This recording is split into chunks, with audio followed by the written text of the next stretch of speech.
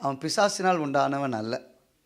அவன் பண்ணது தப்பு தான், அவன் பண்ணது தீமை, அவன் சபைக்கு விரோதமாக தான் இருந்தான்.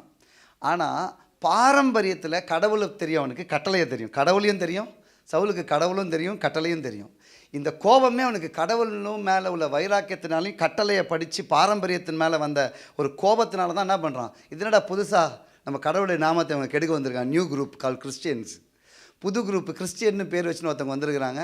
நாம் இது வரைக்கும் படித்த சாஸ்திரங்கள் கட்டளைகள் கை கொண்டு வந்த எல்லா ரிச்சுவல்ஸையும் இவங்க மாற்றி சொல்கிறாங்களே, இவங்க புதுசாக பேசுகிறாங்களேன்னு ஒரு கோபம் அவனுக்கு. அதனால் என்ன பண்ணால், கொலை செய்யவும் தயங்கலை, சபையை துன்பப்படுத்த போனான்.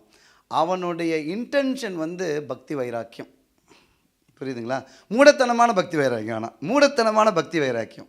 பவுல் பக்தி வைராக்கியத்தினால் அவன் சபையை துன்பப்படுத்தினான். அவனே சொல்கிறான், நான் பக்தி வைராக்கியத்தின்படி சபையை, அவனே அப்புறமா எக்ஸ்பிளைன் பண்ணுறான், நான் பக்தி வைராக்கியத்தின்படி சபையை துன்பப்படுத்தினவன் நான் சொல்கிறான்.